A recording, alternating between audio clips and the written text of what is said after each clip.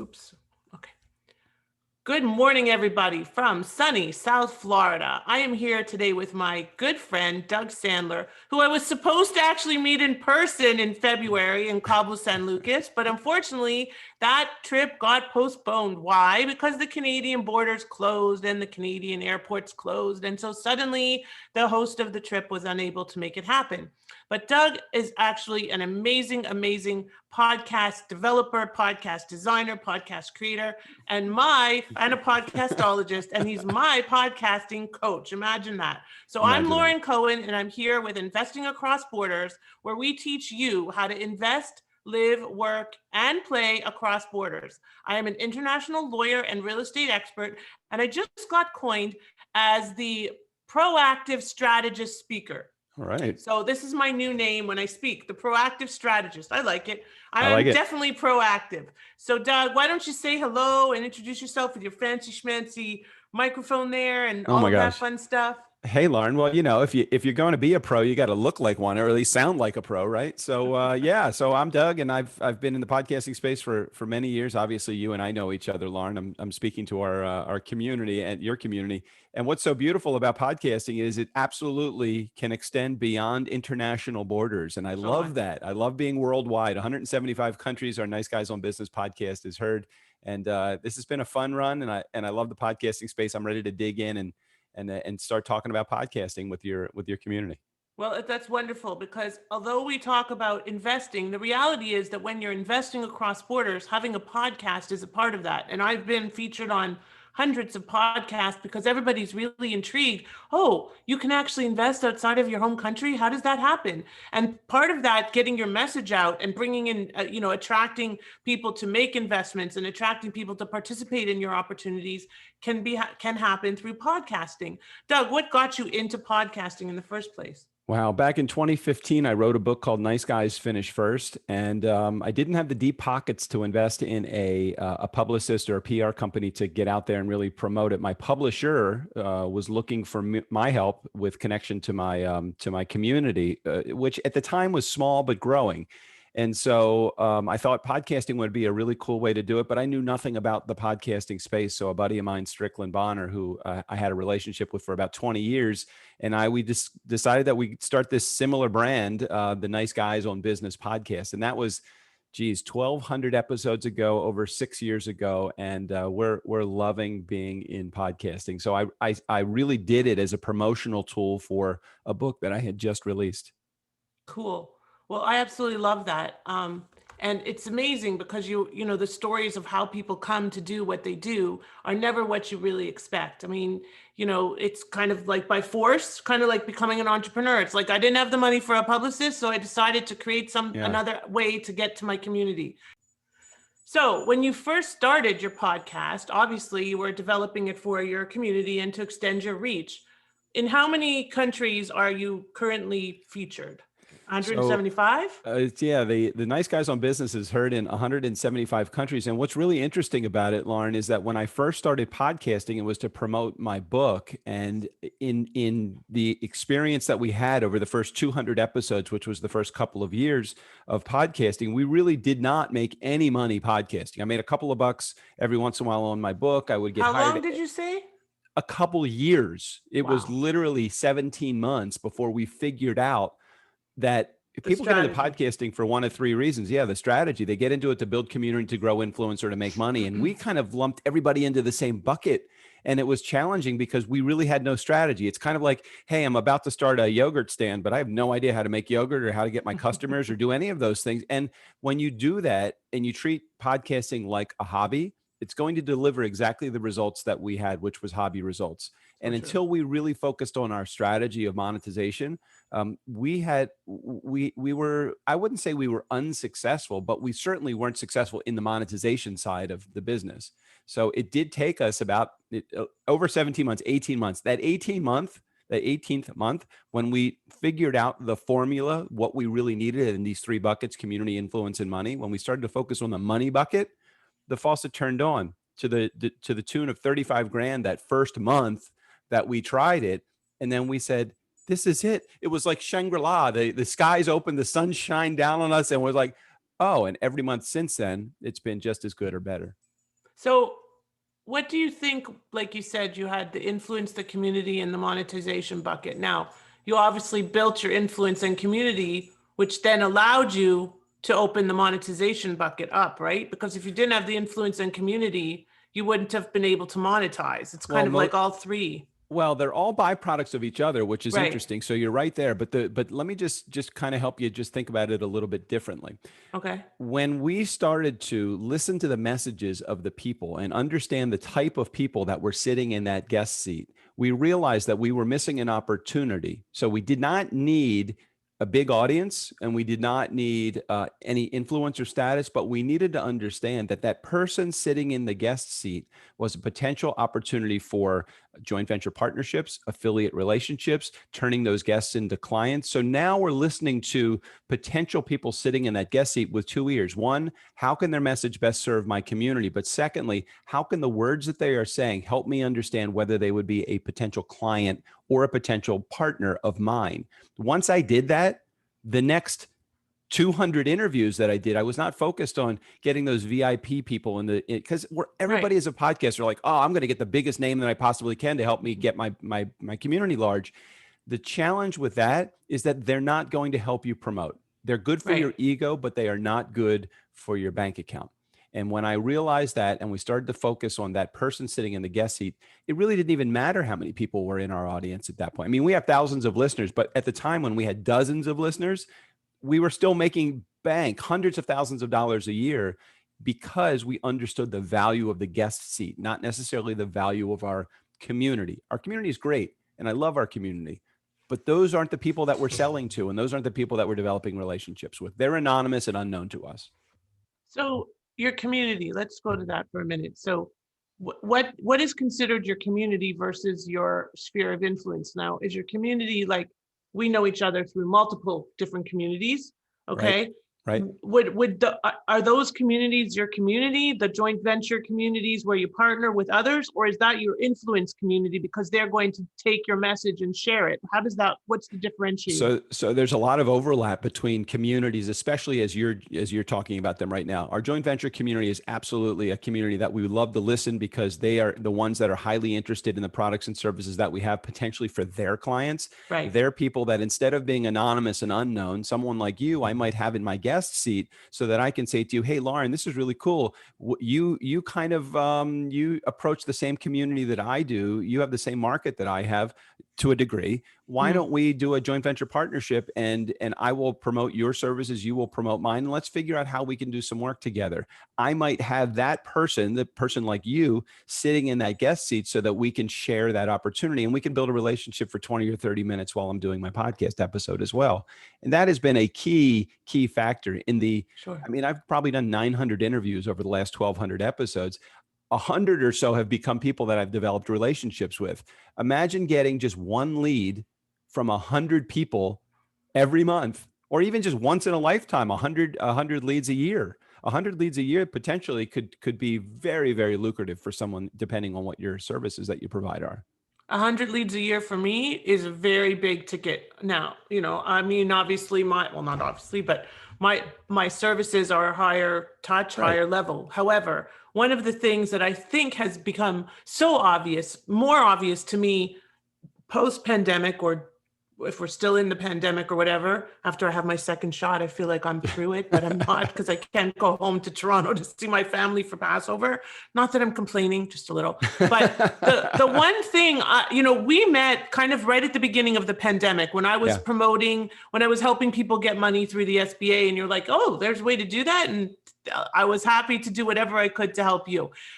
But we met at a time when I was in the joint venture world, certainly working with joint venture influencers, helping them get visas, helping them with all that. But I wasn't really drinking the Kool-Aid of the advantages of joint ventures. And as a lawyer, I couldn't really understand. Now, there are other lawyers in our space, not a lot, because lawyers don't naturally collaborate. I naturally collaborate, right? Yeah. I don't Yeah. compete. So I thought to myself, there's something missing. And let me tell you that the thing that's come out of this whole pandemic for me, business wise, other than creating this model that is super cool, immigrate through real estate, which I literally had 3 calls this morning. Oh, how do you do that? So it's exciting and fun. But the other thing is these relationships, these joint venture and affiliate relationships have become so critical. Like, I help you promote, you help me promote, everybody wins, everybody gets clients, everybody provides impact and offers services, and we all help each other. And we have a responsibility to each other to deliver. And I think 100%. that that's the distinction, because you came into the joint venture space and offered a lot of, I wouldn't say freebies, but a lot of perks, a lot of opportunities. Well, if you think about, our good friend Jay Fazette, our common friend that we have, the whole joint venture philosophy is a philosophy of I'll go first. And when you approach a relationship with, I'm not concerned about what you can give me, let me share with you the value that I might be able to have or Right. share with your community, Mm-hmm. or to share with you. We offered Mm-hmm. our podcast launch program to everybody that was in the program, Yeah. in the JV program, and we did it free because Yeah. we knew that a certain amount of those people, even if you give them something free, they're going to say, hey, I appreciate the free. I'd rather pay for something that, right, exactly. I'd rather pay for editing. I'd rather pay for the launch. I don't want to do the work myself. A No. small percentage of people would do that. And an automated program is a dime a dozen. I mean, It's Right. easy for me to give something free because it doesn't take any labor for me to do that. I've created the program once and can share it multiple times without any additional effort. It's when people raise their hand and say, I want a little bit more. I mean, we didn't go at it necessarily with the whole idea of, well, we're looking to try to get business. We did, but we weren't like, I don't think that we looked at it and said, let's be salesy about it. We did it from a genuine perspective of, hey, if we help enough people get what they want, Zig Ziglar, help enough people get what Right. they want, you'll Right. get what you want. And Exactly. that's the way that I feel about it. And that's Right. kind of how I've, when I wrote my book, Nice Guys Finish First. That's the whole philosophy behind Nice Guys Finish First. Build a relationship and the business will come. Yeah, and I think that that's really important to note, because when Doug and Strick offered this program in the JVology Global Lounge, which is Jay Facette's higher level coaching program, I took advantage, like so many of my colleagues, and I came to one class and I came to a second class, and I'm a super busy entrepreneur running multiple businesses, a single mom, and I was like, by class number 3, I was done. I Right. was like, okay, I'm not doing this. Doug, help. What can you Right. do? And so I'm one of those people. And the truth is that there's a lot of us. And that's not necessarily why you do it. But it's kind of like when I'm giving away, I do, all kinds of free webinars and master classes and this and that. And when you give something from your heart because you want to help, people know and it resonates. And then they come back and they know they can trust you. Like, I know you're never going to take advantage of me coming Right. to you saying, Doug, I can't do this. You'll be like, I know, Lauren. So how can we fix it? Well, So, right. And it's a common, you try to find the common solution, the solution that works to the benefit of your customer and the solution that works for your company. And if you can find mutual ground on that, everybody's happy. Right. When people sell, don't look at it as a potential of what can I win over my customer? I'd rather have a mutually beneficial experience where we're providing a service that's of value that you need or you want, and we can provide it. And when you exchange money for that, I think that there is a certain amount of energy that money provides. There And is. when you're able to have the energetic exchange of money in exchange, especially when you're in business and this is what you're doing, it makes sense. We as people, the things that are our gifts, whether it's your gift of understanding law or understanding podcasting or understanding how to, bag a grocery bag, if that is your gift to the world, you feel so inclined to want to give it because it's your gift. And all I say is just know that you don't have to give away everything that you do. How many pick your brain sessions do you get for, hey, can I just ask you some questions about how international law works? And then you find yourself 4 hours later going down this rabbit hole. Charge for those services and you will be, you're doing a disservice when you give away the gift that is yours. 100%. So it's funny that you say that, because about a month ago, I had this epiphany and I said, I am no longer doing free consults. Okay.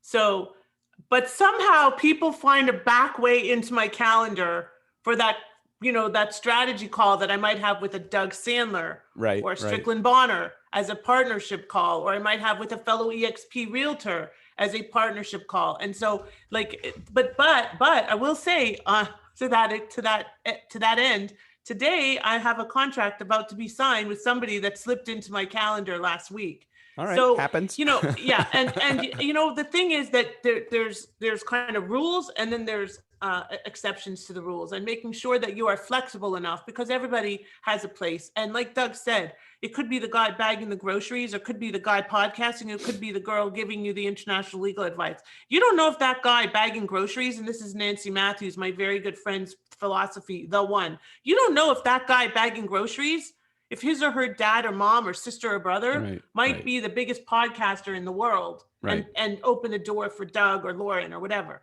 Agreed. So Doug, when you started monetizing, what was the monetization? Like, when did you decide to become a podcast coach, a podcastologist? When was that transition, and how did that happen? So about I would say a year and a half into podcasting, someone in our audience, our community, reached out to me and said, "Hey, I know this is not your gig, but you seem to be really good at it, podcasting. Can you teach me how to do what you had done?" His name is Lou Diamond. He was our first client. Yeah, I know of him. And I think you know Lou, right? And Lou said, "I have no idea." He wanted to start a show based upon his brand, Thrive Loud. And I said, "Okay, Lou, but I got to be honest, I have no idea how to charge you for it. So can we just maybe have that meeting? What I would charge you for this, and what it would look like for you in order for it to be successful." And we had that meeting. About 3 months later, we launched his podcast. I think he paid us somewhere in the area of about $3,000. So it was $500 a month for 6 months total of time between production and launch. I want his deal. Yeah, everybody wants his deal now. So we went back and we said, this was pretty cool. And Lou was the first of, and now I keep saying 200, but it's probably closer to 250. It's about 250 launches later. This is what we have decided that we wanted to, pivot our business, because while the book business was good and my speaking business is good, thank God I had something after the speaking business, because my speaking business completely went flatlined when it came to COVID. Right. But the podcasting business has gone through the roof. Literally. Everybody has a podcast. Yep. Everybody has a podcast. I'm sure you're on Clubhouse, right? Yeah, but Clubhouse isn't really my gig. I've tried it a couple times, and it's okay. But a lot of my community, I have to, you have to shift where they're listening to your message. And it's like, I don't know. It just wasn't my gig. So, it's like, hey, are you on Instagram? Yeah, I'm on Instagram, but I really focus more on Facebook, because that's where I want to go where my market is. Of course. So, so that was about a year and a half into it. And then what tripped the switch after that was understanding that there are more Lou's than I thought that were out there. People that wanted to launch podcasts that needed some help. So we went to a conference, 150 people at the conference, 118 people. I actually got to shake their hand and meet them and invite them on my show.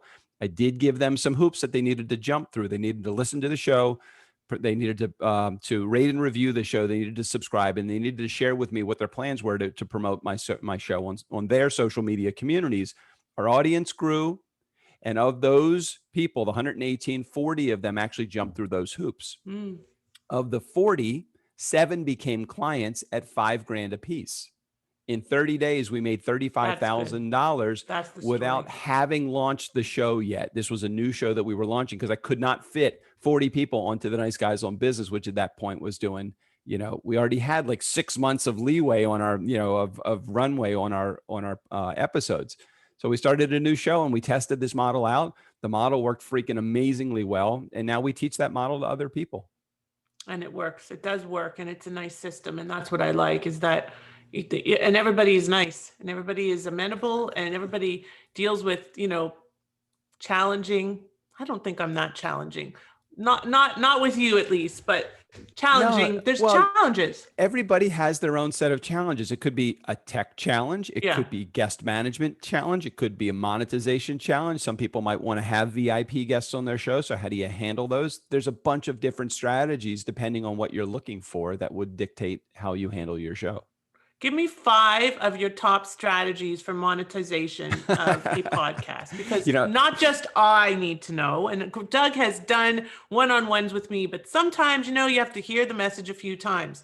So give me your top 5 strategies for monetization. Well, please. It's interesting you say that, because we actually have, as a gift to your community, we have 5 ways to make money podcasting. Imagine that. And you can actually get that. And I'll be happy to go through the list of them, but I don't go into a lot. I don't want to go into a lot of lot of details here 'cause only you want because them of to time, download it. but 5ways-to-make-money-podcasting.com, the number 5ways-to-make-money-podcasting.com is the link that you go to. But simply put, the best ways to make money advertising are, number one, you got to focus on that guest seat. So the guest seat is a guest to client strategy, which is freaking amazing at turning your guests into clients. Secondly, joint venture partnerships with people either in your community or people that are sitting in that guest seat.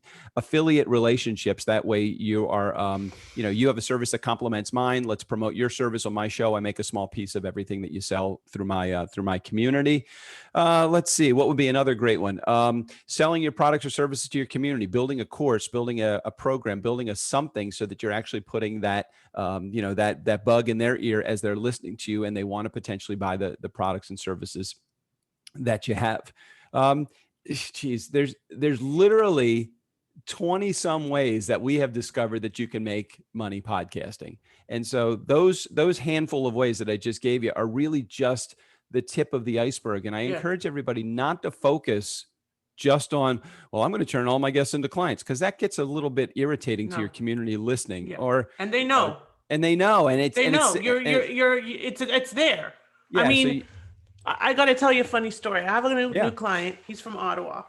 And he found me on a podcast I did with a Canadian guy about asset protection and stuff. And so he found me and we've been talking, super nice guy. He's a dentist, successful, wants to move to the US and is a real estate investor and so on, perfect client. Yep. So he told me every day when I talk to him every day, he tells me he's going to listen to this podcast when I'm interviewing X. And I'm like, I got to keep the podcast coming so he can keep working out, because he says every like at least once a week, he listens to one of my podcasts. Nice. He says they're his workout podcasts. I'm like, I guess that's good. You can't disappoint him. You can't not put it like, John is going to not get my episode. He's not going to work out that day if I don't release an episode. So, I've always been challenged, and I'm just being transparent here because my podcast is relatively new and I haven't necessarily 100% monetized it. Yep.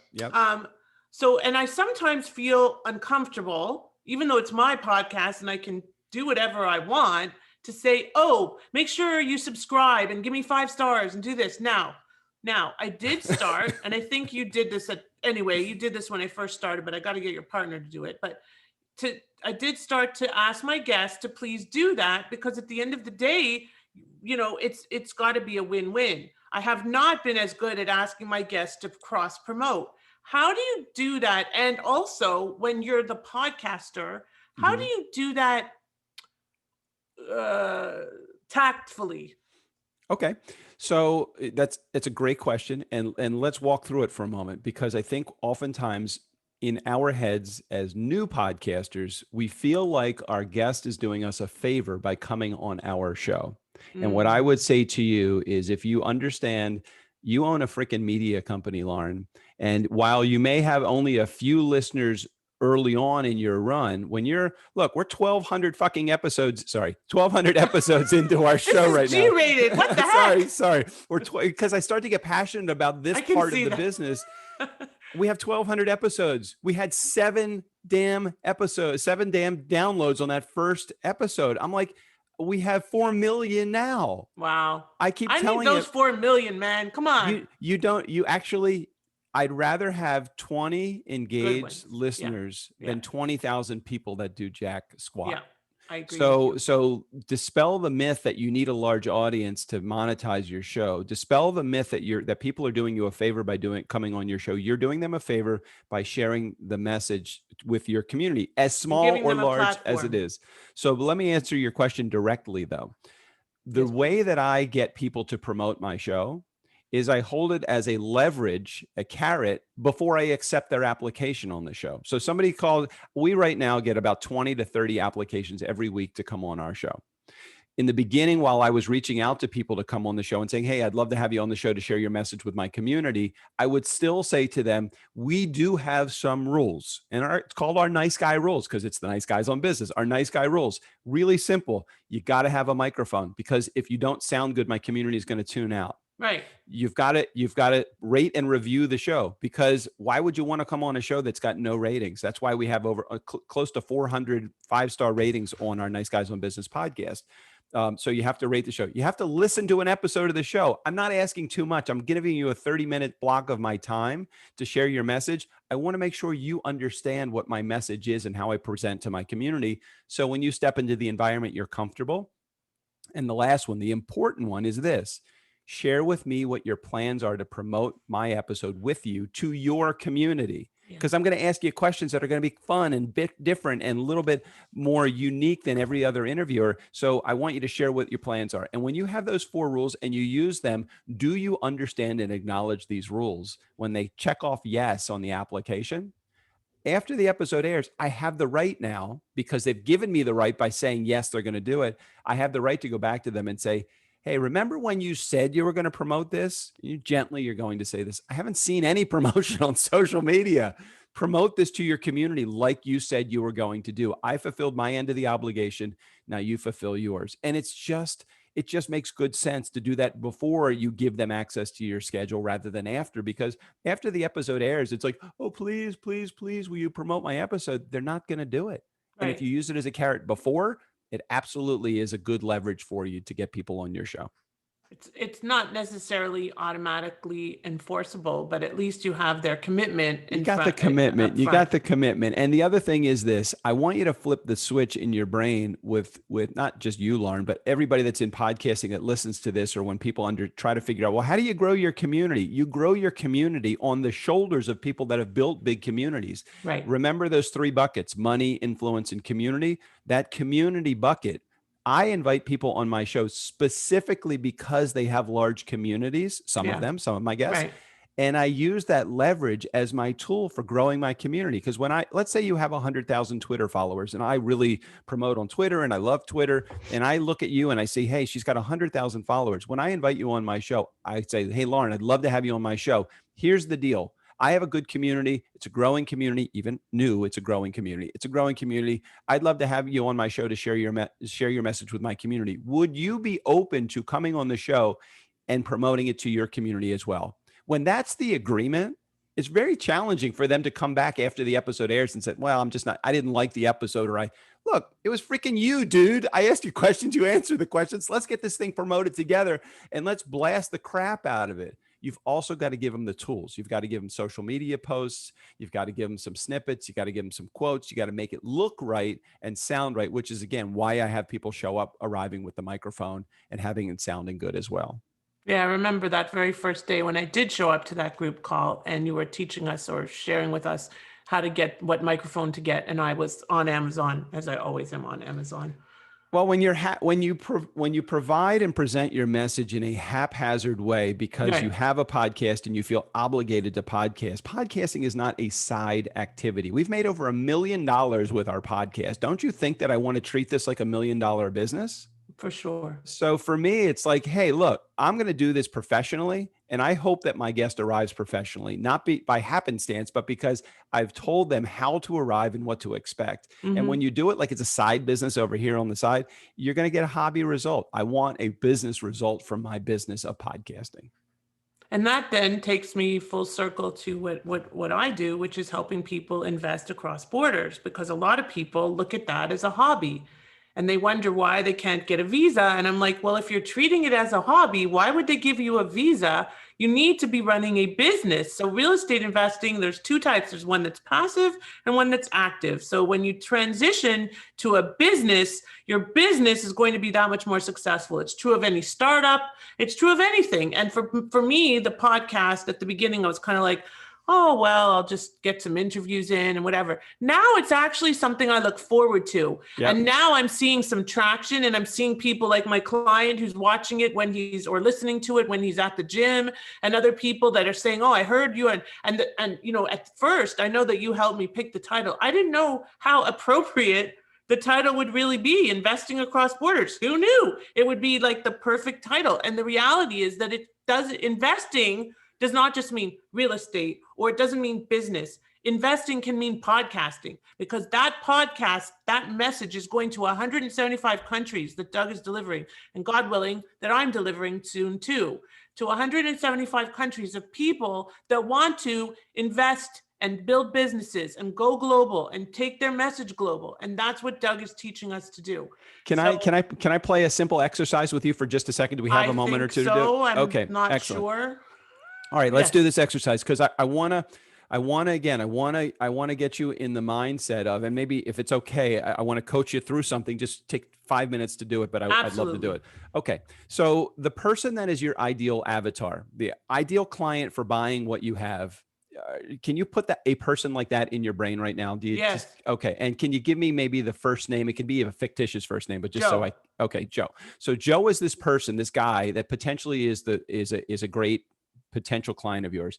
In the lifetime value of Joe for your business, what do you think that could earn you at Joe and over the course of a lifetime if you had to kind of $50,000? Yeah. Okay, great. Do you think that Joe has similar experiences in investing across borders, either positive or negative, to your community that's out there? So do you think that Joe, okay, cool. And do you think that Joe has a pretty interesting story that Joe could tell? I mean, about his lifetime. All right, cool. So do you think it would be of value to you to have a conversation with Joe, just in general, just to build a relationship with Joe so you can get to know what Joe loves and hates and his strengths and all that other stuff? Do you think that that would be of value? Yes. Cool. So when I'm you a good invite, client, aren't I? I'm a good you are, coach. yeah, this is good. This is good. So when Joe, who is a $50,000 potential client of yours, wants to share his message, or if you wanted to go out and find more Joes that are out there, do you think that your community could relate to the problems that Joe is having? 100%. Okay. So what I want you to do is, before you invite the next person to sit in the guest seat, I want you to listen to Joe with two ears. One ear is, what message and what experiences have Joe have that your community can relate to, but also asking questions during the interview. That's, hey, as it relates to investing across borders, Joe, what's some of the stuff that you're struggling with? What's some of the stuff that you still want to be able to do that you're not doing right now? He's answering your question. The beauty of this is the microphone is truth serum.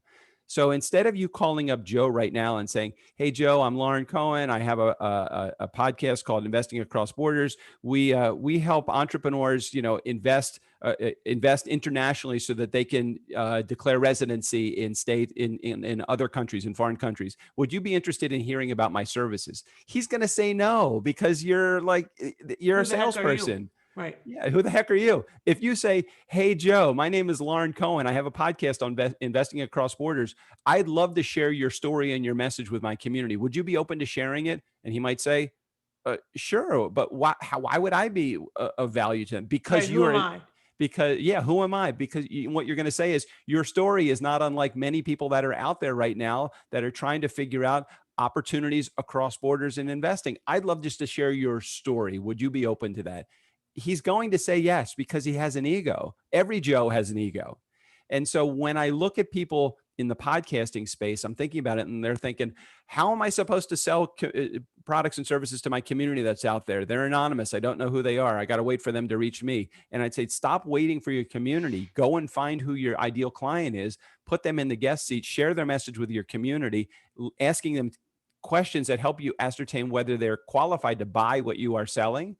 And at the end of the interview, don't jump down their throat and say, "Oh my God, all that stuff of investing across borders, I can help you with that. I'm great with this. This is the stuff I do, and it's $50,000. No, you're going to just say to them something like, "The stuff that you were talking on in the show, was that real world stuff? Is that stuff that you're still working on? Is this something that that it would be of value to you?"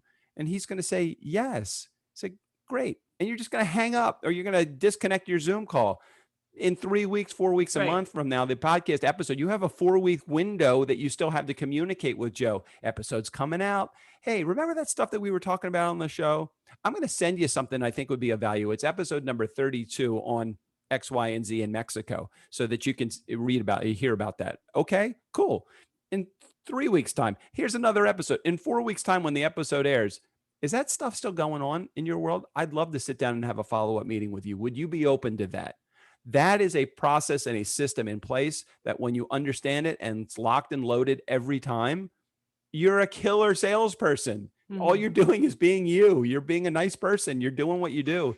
People fall in line. And imagine this, and this is where I'll end it. Imagine having 20 to 30 to 40 people every week raising their hand to say, I want to be a guest on your show. What they're actually saying is, I want to be a client. Client, yeah. They just don't realize it yet. Right. And that's the beauty of podcasting, is that it's interview-based selling. And if you handle it right, you will never have to prospect again. I have one question before we close up. So on that model that you just explained, is there a way in the podcasting world, and you'll probably say yes, I'm going to guess, but is there a way to have like almost like a compilation book, but have a compilation podcast where you do 10-minute interviews of 3 people in Sure. 1 week or something like that? Yeah, why not? Okay. Absolutely. I mean, it doesn't, why not just put out 3 episodes? Well, I mean, you can do a single episode that's an hour and a half long and 3 30-minute segments of the show. I think your community, if you're focused on your community, and I do try to do these interviews so that I'm understanding 2 angles. I'm understanding the angle of what is my community hearing that's listening to the show, and how am I best serving my business by putting these people into my on my client list. And if you do 3 of them in a row, oftentimes it might wear down your community. What I would hope that you were able to do over a very short period of time, again, with our help, Lauren, happy to share this with you, is help you understand how to qualify people well enough so that you don't have to do 3x the interviews. You can do 1 interview, or what do you do? Do you do a weekly show right now? Yeah, Or, weekly, yeah. Okay. A weekly show. You could do 2, maybe 3 of those weekly shows over the course of the month could be focused on the guest seat right now in monetization. And you could do 2 interviews a month that are based upon that, close 1 of them and have a $50,000 lifetime value of a client. Imagine closing. That's why I always say to people, how many times would you want to open up this microphone if every time you opened it up, you made 50 grand? A lot. So I think about the other stuff that we do, all of the other marketing that we do. And I'm like, I'm shutting down the rest of my marketing business because this is now my marketing tool. And I spend so little time actually building my business because I can spend more time having a great time, having great conversations with guests that are sitting in the guest seat. I don't do much social media. I don't do many, webinars. I don't do a lot of, other joint ventures because it's too easy to do it this way. It's too easy, which is why you could do 3 interviews and do it as a 3-segment show, but let me get you really good at qualifying people by asking them some key questions before you invite them onto your show to know if they're highly qualified to buy what you have. That's definitely a great way to spin the sales into podcasting. So I've learned a lot. I've made some notes. I'm going to upgrade my questions, and I'm going to thank you, Doug, for always being a nice guy and always being there and always being willing to adjust your schedule for my crazy schedule. Did we adjust? I didn't even remember adjusting. Yeah, it's okay. I thank you anyway. So this is welcome. Doug Sandler. Doug, how do people reach you? Although we'll obviously have it in the show notes that your team will prepare. That's right. The best way is just to download that document. It's a mini course that we send your way. It's called 5 Ways to Make Money Podcasting. And it's at the number 5 ways to make money podcasting.com. And we'll give you the mini course. It's usually sold for $300, but would love to give it to your community because I think it would be of value to them to listen. And all of our contact information is in there as well. And then you'll learn how to spread your message across borders, spread your message within the US, spread your message everywhere, because podcasting really is everywhere. And it's been so incredible to have launched a podcast during COVID to allow me to get my message across borders. So I am Lauren Cohen. I would invite you to subscribe to my podcast on Apple, on Google, on Spotify, and all the other main sites, and wherever you get your podcasts. It's called Investing Across Borders. I am Lauren Cohen, international legal and real estate expert, and I am signing off for today, where we teach you how to invest, live, work, and play across borders. And it would be my pleasure to set up some time to speak with you to learn about how invaluable this podcast is and to also learn about your needs for cross-border investing. I thank you so much for joining us today, and I'm signing off. Thanks again, Doug, for your time. Bye for now.